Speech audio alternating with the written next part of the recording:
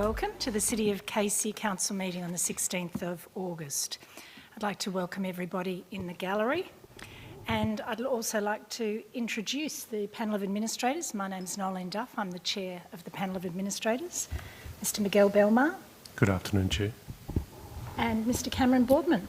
Good afternoon, Chair. Good afternoon, everyone in the gallery, and thank you for coming. And we're also joined by a number of council officers this afternoon, most notably our Chief Executive Officer, Mr Glenn Patterson, and also Ms Jen Bednar, who's Director Customer and Business Transformation, Mr James Collins, Director City Planning and Infrastructure, Mr Steve Coldham, Director Corporate Services, and Ms Colette McMahon, Director Community Life.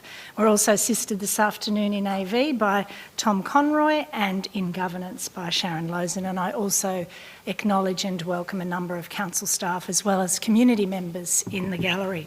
I'd like to start with the statement of acknowledgement. The City of Casey proudly acknowledges the traditional owners, Casey's Aboriginal communities, and pays respect to their elders past, present and future. We acknowledge Aboriginal people as Australia's first peoples and as the traditional owners of the land on which we work and live.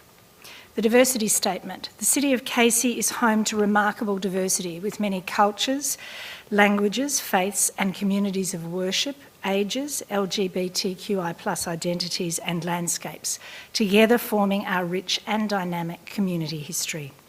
From our first Australians to our most recent arrivals and every wave between, the City of Casey welcomes and represents all community members and their respective ambitions to live healthy, rewarding and happy lives. We recognise this diversity as our strength and we aim to share, nurture and celebrate it. Now move to item 2 on the agenda, which is the confirmation of minutes, and we have 2 sets of minutes this afternoon.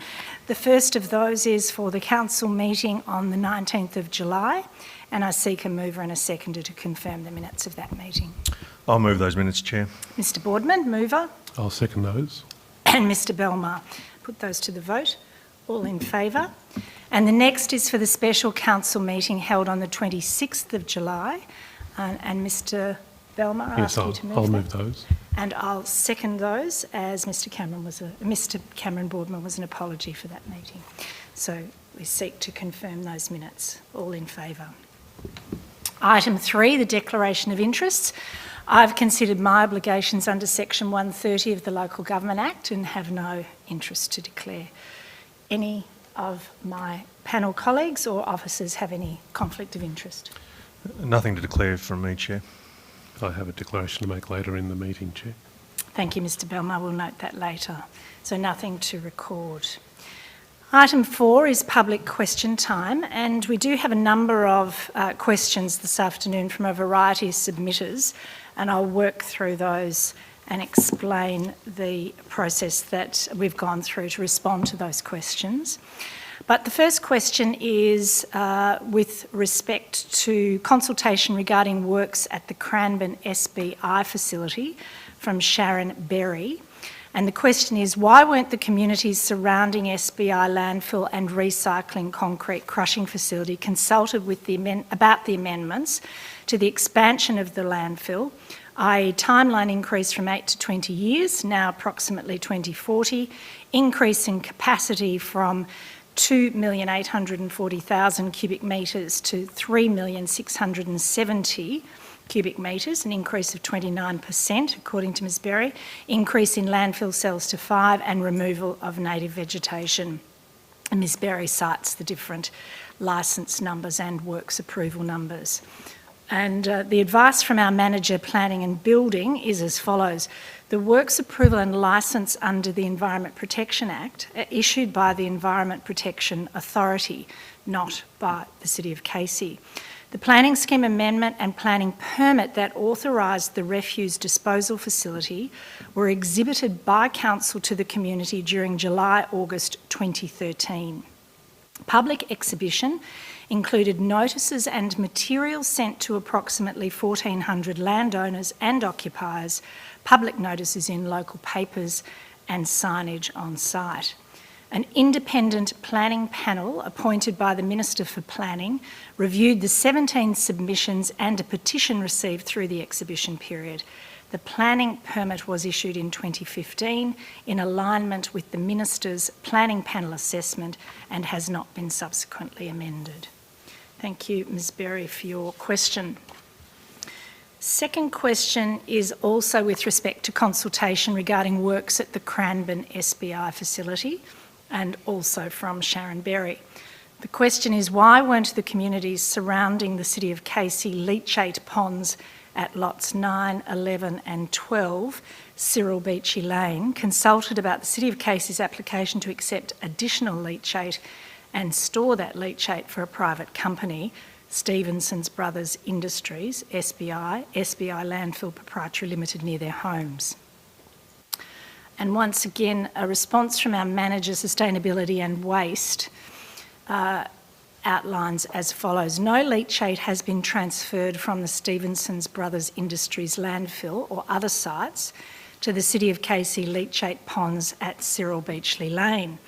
The City of Casey received a proposal to utilise existing and underutilised council-owned leachate infrastructure to treat and dispose of leachate from the SBI site, rather than constructing a new treatment facility at Bellato Road or transporting by road to facilities in the Dandenong region.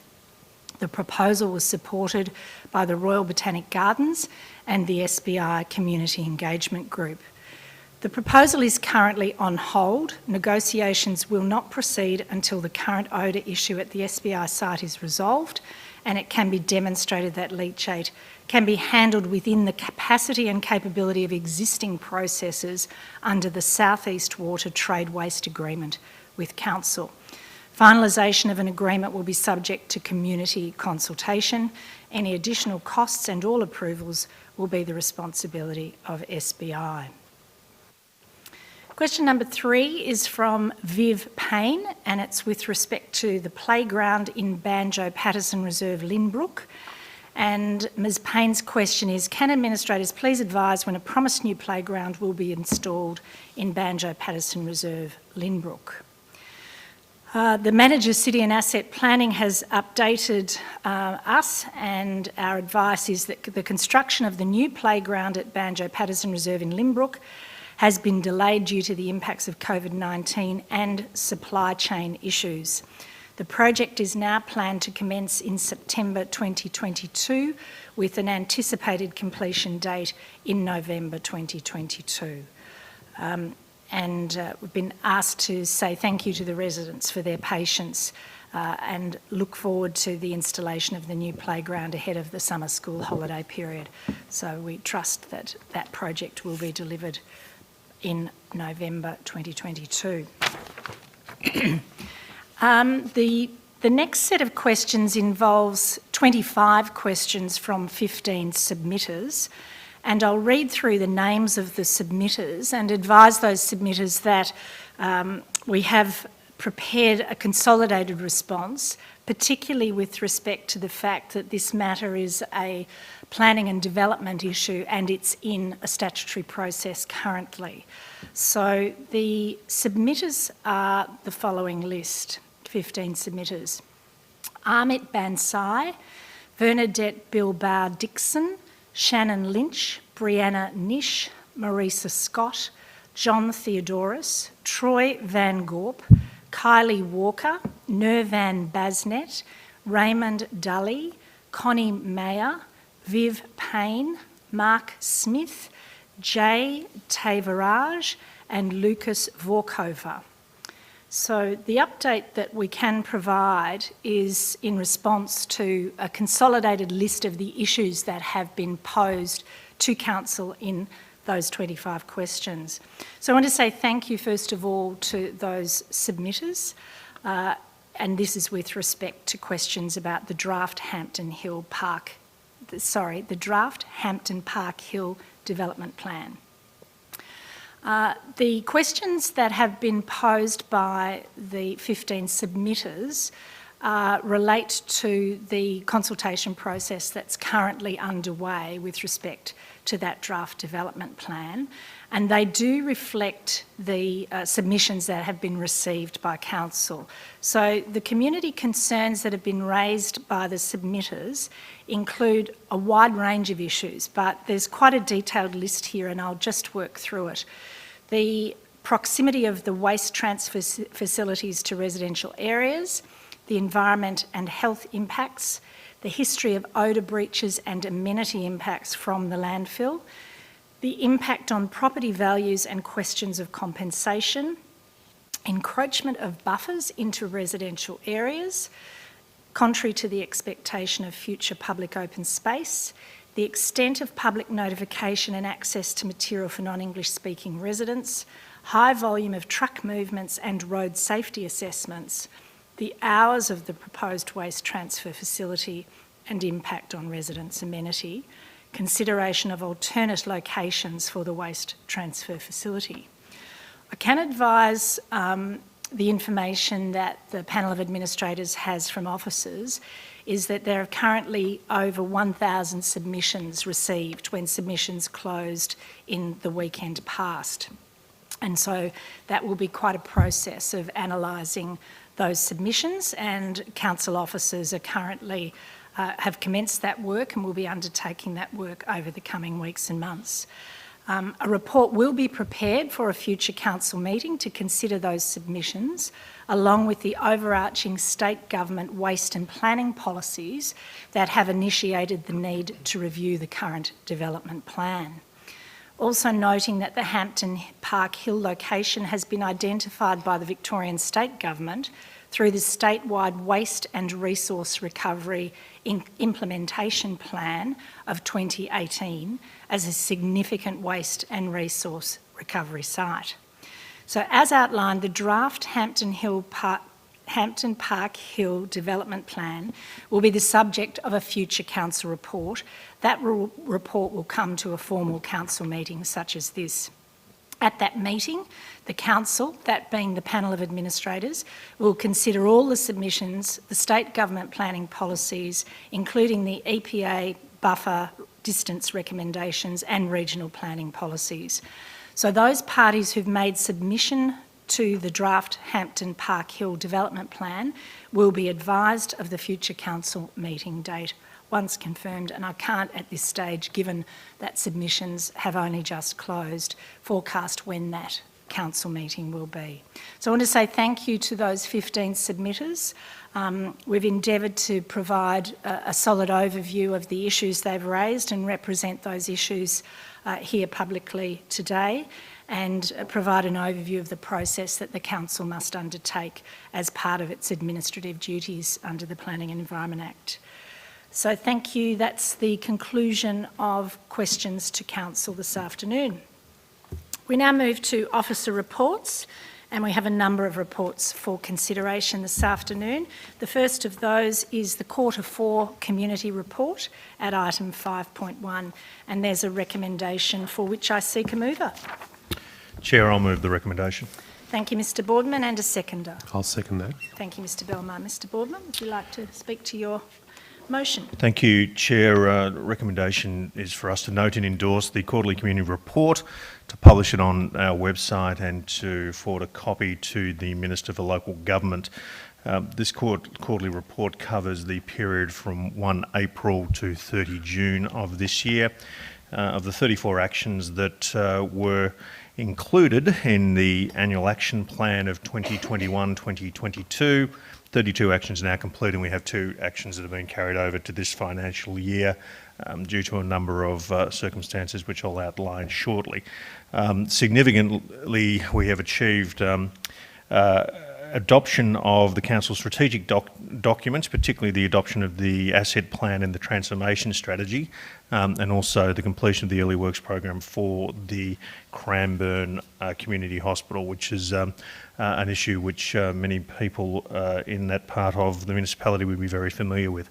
The Council plan performance and what we're reporting on in this report this evening is our achievements against 7 strategic objectives, which rate from delivering sustainable infrastructure and activate places to growing our current and emerging economies. And I'll be talking a little bit more at a later agenda item around some of the initiatives specifically the organisation is taking to address economic development within the municipality, to fostering environmental sustainability practices, advocating to state and federal governments, creating resilient, active and connected communities, ensuring good governance and transparent decision making, of which this report against our actions and achievements is a key component of.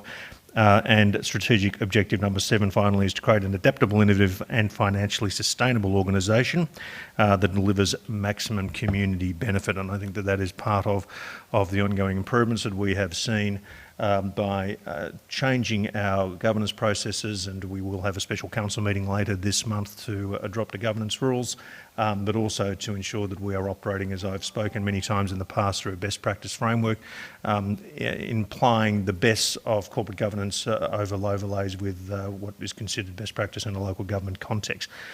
We also have a report on progress against the Municipal Monitors report, which is a key component of the community engagement activities and our improving the processes within the organisation as a whole, and also we talk about the administrator engagements over that particular quarter, of which a number of are represented within the report with photographs and descriptions of those engagements, and it has been our intent as a panel of administrators to increase our engagements with community in a variety of fora, and you will be seeing that in subsequent community reports over the forward quarters.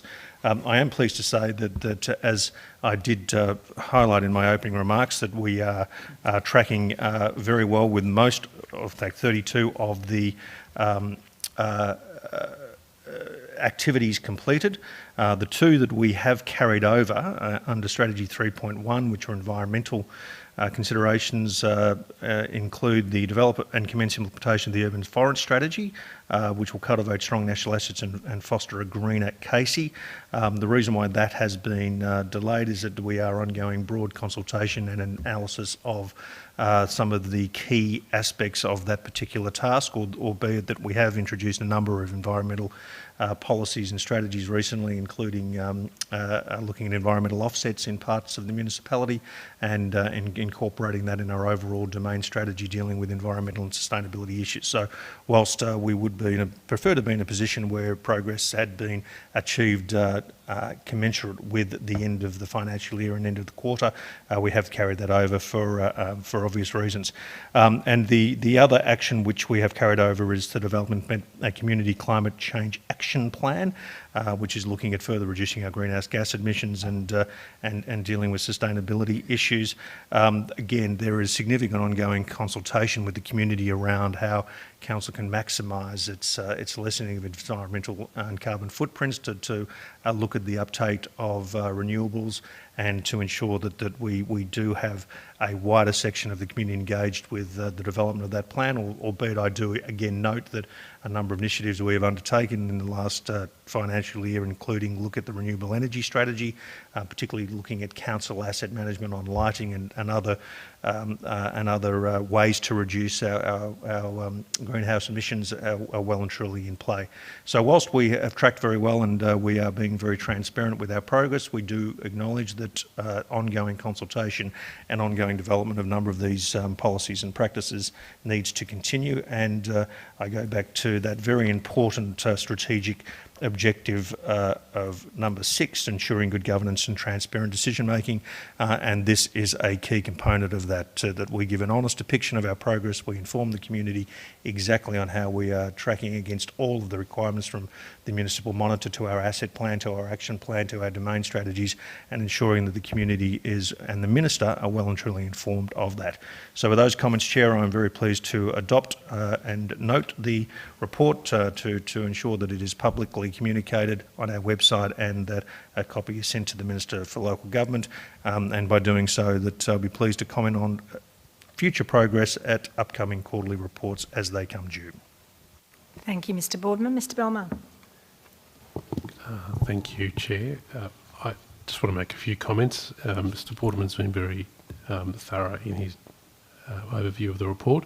I just want to note that this quarterly report is the one in which we address the advocacy work that was done by Council around the previous federal election, and I note the active advocacy we undertook, and also the communication we had with the community with respect to visits to Connecting Casey Facebook page, and also media coverage that was obtained.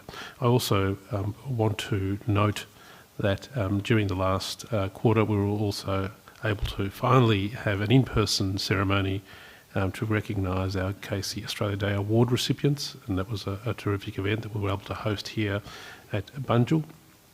It really was a time in which there was a sense that Bunjil was coming back to life, and that was a fantastic thing to be a part of.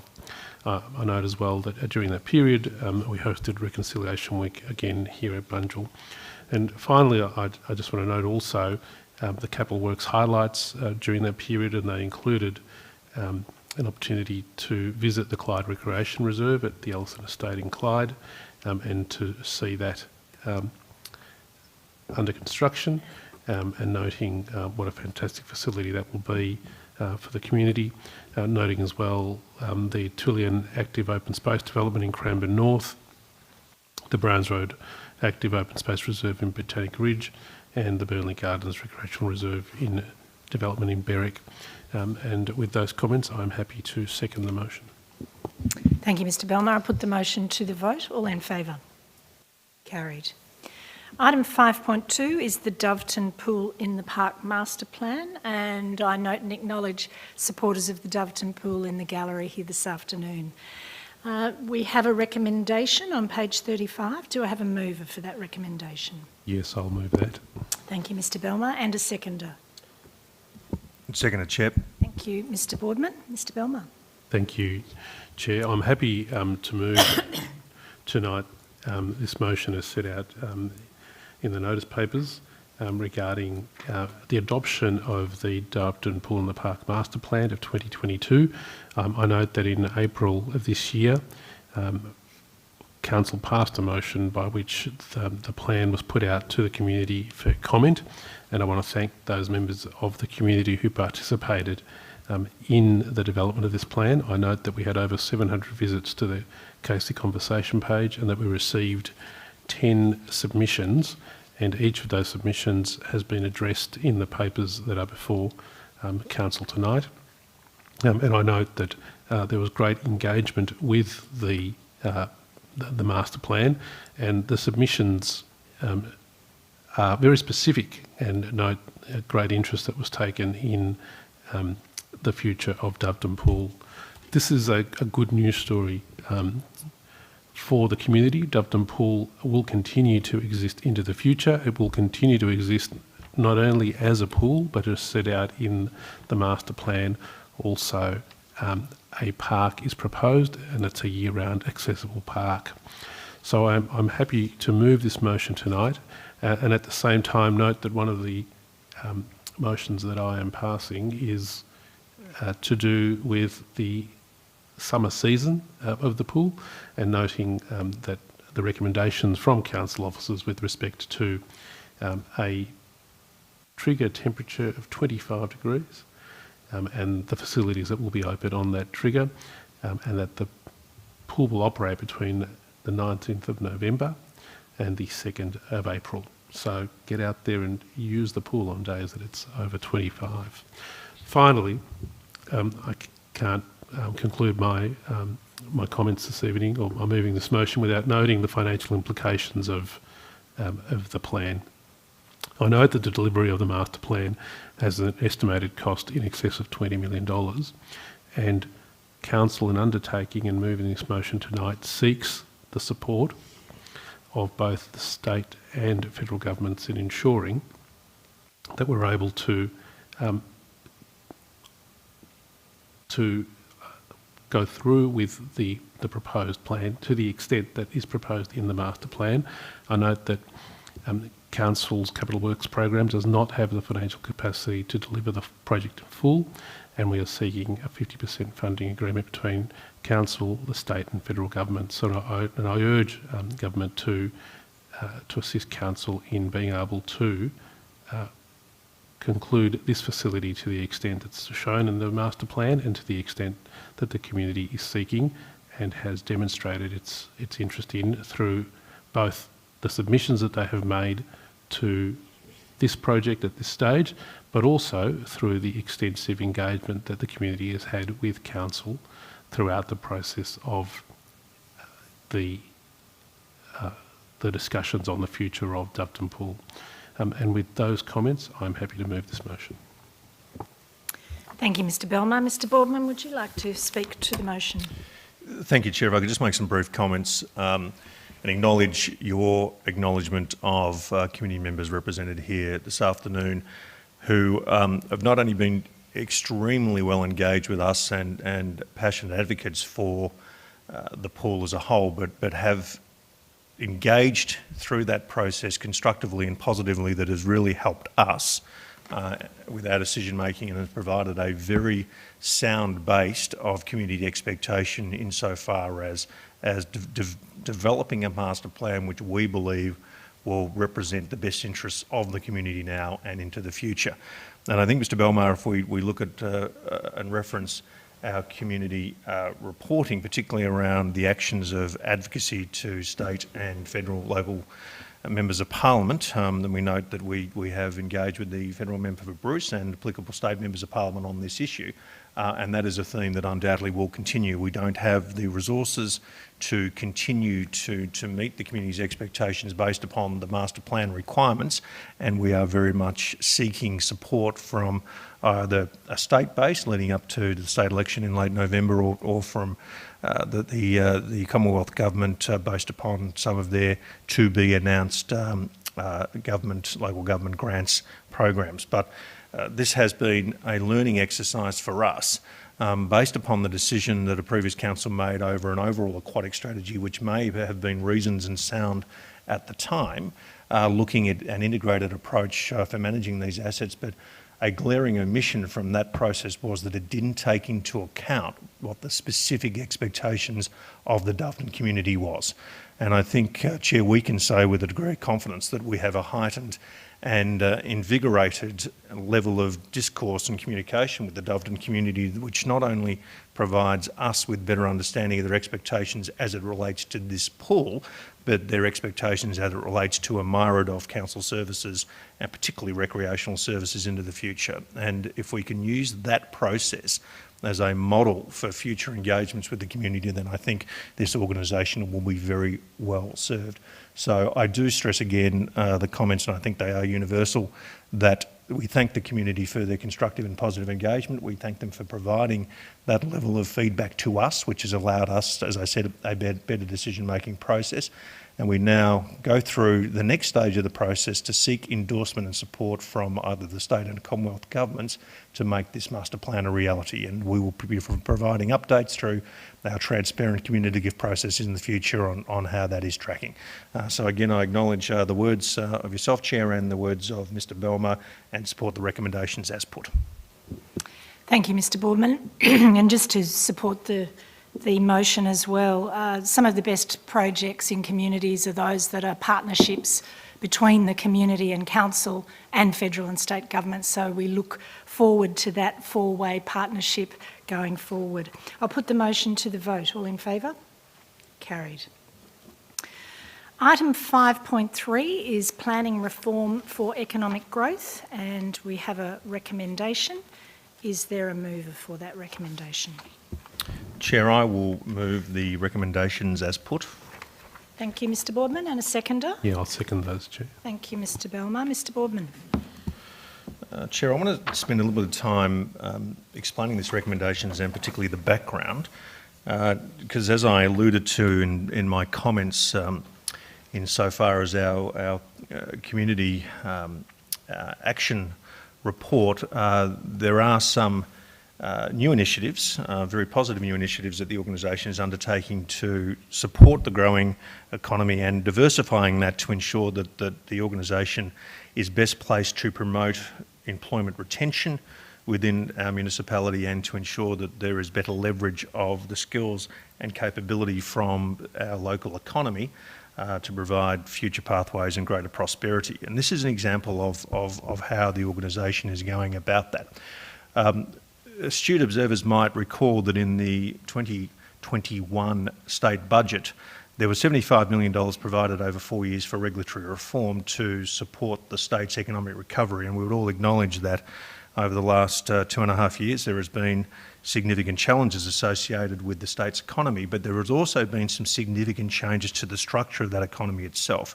And what we have seen, not just as a consequence of policy responses to the pandemic itself, but through broader global and domestic economic factors that has seen the economy diversified, that there has been a transition of activity away from what we would consider traditional economic or centralised business areas to more home-based businesses, and that's had an impact upon land use, it's had an impact upon traffic flows, it's had an impact upon logistics, it's had an impact upon resource plannings, and it's certainly had an impact on skills and capability. And part of what the state government's regulation reform incentive fund, which was 40 million of that 75 million, was to empower local governments to come up with strategies to reduce red tape, to look at initiatives that would speed up approvals, such as planning approvals, to look at simplified processes, and to deliver a target at which the state articulated of up to $200 million in annual ongoing benefits. So this was effectively a $1 in, $5 out type of approach to look at reform efficiencies, and the emphasis was given to local governments to come up with ideas that would hopefully provide some incentive to deal with the transformation that's occurring in the economy overall, but to ensure that we were lessening the regulatory burdens and obligations to make that facilitation of that transition much more effective than it would be otherwise. And as a consequence of this, COSI applied to the scheme and was successful to get a grant, which resulted in us undertaking 3 specific streams of analysis. One was to look at the planning aspects on how we could change our processes and approach to planning permits to speed up approvals, to provide greater efficiency and benefits through that, and that was undertaken by Mesh Planning. We undertook an economic analysis, particularly as it related to the economic impacts from an organisational basis to support that initiative, which was undertaken by Atticus now. And then a significant component of this initiative was the stakeholder and community engagement that was undertaken by Capaya Consulting Group to determine whether or not Council's expectations and application under this fund met community expectations and were in fact deliverable. And as a consequence of what has been 3 extensive pieces of analysis which are included in the council papers, and again going to points we've made tonight, Chair, around the level of engagement and how that engagement is informing better decision making, we have 3 fascinatingly detailed pieces of analysis which not only give a significant picture of the evolving economy within the municipality of Casey itself, but how we as an organisation need to adapt our decision making to better facilitate those outcomes and to ensure that we provide the sustainable base to retain that activity and in fact grow it. And there are 3 specific objectives that have come out of that analysis that is part of the application through the fund. One is to increase the non-retail uses in activity centres, as I've articulated, by reviewing planning permit triggers and other planning barriers to ensure that we can just provide streamlined, easier, less paperwork, cut the red tape, just to make it a much easier process for perhaps non-traditional businesses to enter activity centres. So that's the first one. The second aspect is to look at home-based business activities that can be undertaken prior to triggering planning permits. So those where I said there has been that transition into more home-based businesses, which may be logistics or supply or creative industries that are existing in our municipality. So how we can better support those industries to grow and to thrive without having any disruptive effect on other municipal or logistic bases. And then also to review and eliminate duplication and approval processes between council and other agencies. And I look at liquor licensing and potential waste management specifically in that regard. So they're the 3 areas that have been identified as applicable under this fund, where council can now be in a process to have a limited term pilot program to see whether the analysis is backed up in practical application, and to then trigger a planning amendment with the Minister for Planning for this potentially become a permanent feature. So the recommendation that we are adopting tonight will look at an expectation that we'll have a 2-year period to look at all of these aspects that have come out of the research to ensure that they are real-world issues that do have a real-world impact, and they are localised and significant and can be justified on a long-term basis. It will be subject to the approval of the Minister for Planning, but we are looking at potentially having that commenced in 2023 with a review period concluding in 2025. And a key component of analysing success is the development of metrics to determine that A, the research stacks up, B, that there has been an uptake and there is certainly longevity to this type of economic transformation, that C, most importantly, that the evaluation framework justifies that this is something we need to look at a more permanent basis. So I'm very pleased that the state government has prioritised economic reform as a key component of their economic agenda, but most importantly, they have recognised the role that local government can take in ensuring that this is something that we can implement on a local community basis. So with those comments, Chair, I'm pleased to note the findings and the analysis completed by the various consultants. I'm endorsing the recommendations as put in those reports, and I trust that I've given the community a sufficient overview of what those recommendations are. And I'm now very pleased to move a preparation of a planning scheme amendment to the Minister for Planning to implement the reform recommendations on the pilot basis as I have articulated. So this is an example of this organisation taking the initiative to look at the changing social, economic demographics within the municipality and to be contemporary with our decision making to meet the best interests of the economic and broader community as a whole. And with those words, I'm very pleased to move the recommendations. Thank you, Mr Boardman. As you indicated, it's a detailed piece of work, a lot of supporting information, and I think it's leading edge work as well. Yep. Mr Belmar. Chair, just a couple of comments. I support the motion this evening. I note that this is one of those pieces of work which just simply makes sense. Increasing non-retail uses in activity centres, expanding the scope of home-based business activities, and reviewing and eliminating the duplication and approval processes is exactly the sort of thing that council should be spending its resources on doing.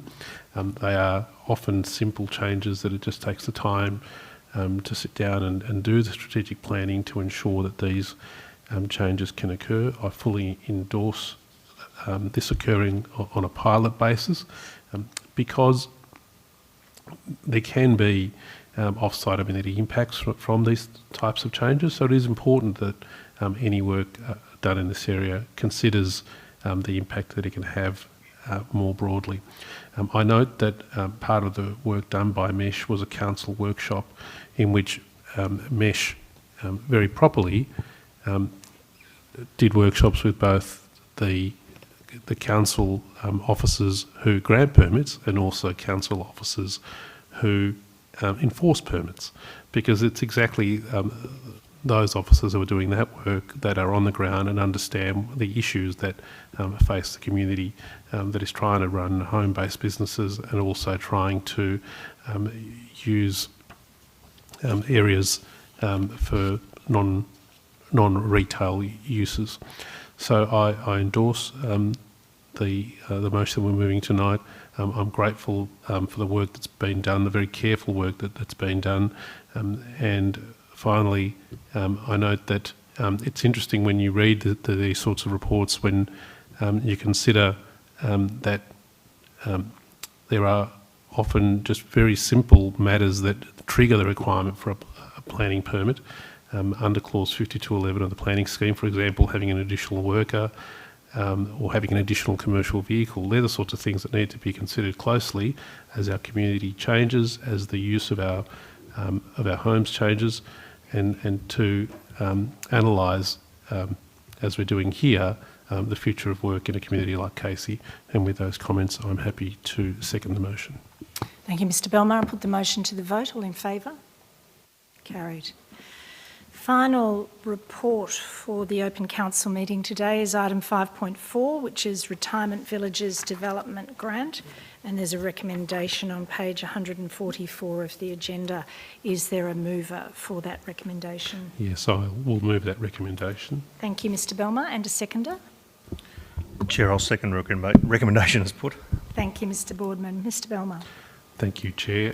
There are three recommendations being moved, and if I can perhaps deal with them in reverse order. We're moving tonight to rescind the notice of motions that are set out there in the notice paper, which were notice of motions that were introduced or adopted by this council in the year 2010 and 2011, which were for the purpose of establishing a grant system that was to offset rates for residents in retirement villages, and that system of grants has existed up until that time. It commenced with 11 villages, and it is now offered to 13 retirement villages. What I am moving tonight, and what I am endorsing that be resolved tonight, is that the funds that have been used for that program be redirected to the broader grants program that is offered by council. I note that there has been communication with those organisations that will be affected, and I note that council will endeavour to ensure that they are able to continue to participate in council schemes with respect to grants. I note that one of the reasons, if not the principal reason why this grant system was originally established, related to hardship with the payment of rates. I note that in the last 12 months we have adopted a rates hardship policy, so that particular issue is something that ratepayers affected by this change can be confident that it is always a matter of discussion with our officers if there are issues with payments of rates, and that council has a policy which specifically addresses that very serious question. Finally, I want to invite those villages that are affected by these changes to engage with council to ensure that they incorporate or they take the steps necessary to be able to access the wider grant scheme. This is a scheme which has done work in the past, but it's now time for those funds to be redirected to the broader grant system, and I'm happy to move this motion. Thank you, Mr Belmar. Mr Boardman. Chair, thank you, and thank you, Mr Belmar, for your explanation of the recommendation. We do reference, as Mr Belmar has said, that our current grants policy is a process that does follow best practice, and it is designed to allow for broad participation and eligibility on an equitable basis, not singling out specific community sectors or stakeholders, and arguably giving them preferential access to council funds. Now, whilst this has been a long-standing program, and I'm not in any way suggesting that there has been any questions of the applicability of any funds that have been provided, as Mr Belmar has articulated, that the design of the program was to assist those specific communities with any hardship-related issues. And whilst we have, particularly in the last 2 years, due to environmental factors, looked at dealing with hardship on a broader municipal basis, it can be argued quite strongly that the original intent of that program has been superseded.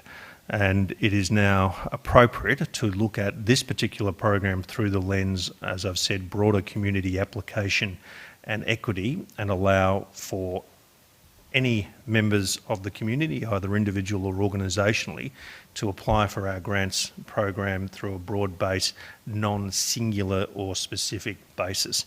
And there is very sound basis for this. and we have taken upon ourselves, again through the lens of complete openness and transparency with this program, to engage very closely with the affected community, and that has been something that has been ongoing for some time now. And we note that we have to date only had one response from an affected party who acknowledges the changes, and we have, although has raised some other issues, and we will take it upon ourselves to engage with them further to explain what the new grants process is, to ensure that they understand that they will be eligible to apply under a future grants program. So whilst it is never good news to potentially be taking away something that has been in existence for some time, the reality is that this particular program, as I said, has been superseded through a more appropriate, more equitable program, and particularly through the application of our overall approach to dealing with hardship-related matters.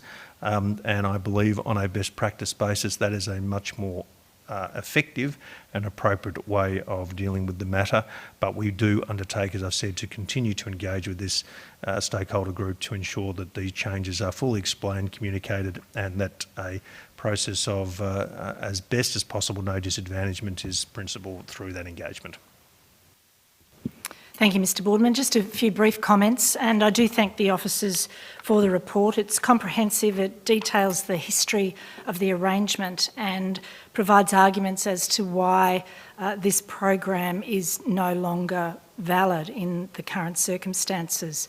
I think it's an important step that we're taking to ensure there is equity across the community, and I'm very pleased with the recommendation that sees those funds that have been allocated in this way go back into the grants program that allows a broader group of people to access those grants. Certainly support the comments that my colleagues have made with respect to the support that officers will provide those villages that have previously received grants to enable them to provide access to the grants programs going forward. I'll put the motion to the vote. All in favour? Carried. We have a number of other matters to consider this afternoon. I note the record of discussion considering reports of committees at item 6, so we simply note those reports of committees. Item 7, petitions. There are no petitions tabled for this afternoon's meeting. Item 8, urgent business. There is no urgent business. There is one closed council item, and that is due to the confidentiality of the item. So pursuant to Section 3 of the Local Government Act 2020, the CEO has determined the reports listed below and their attachments are confidential in accordance with Section 3 of the Act. And the reasons being Section 3G, private commercial information, being information provided by a business, commercial or financial undertaking that relates to trade secrets, or if released would unreasonably expose the business, commercial or financial undertaking to disadvantage. So we will close the meeting and consider that matter.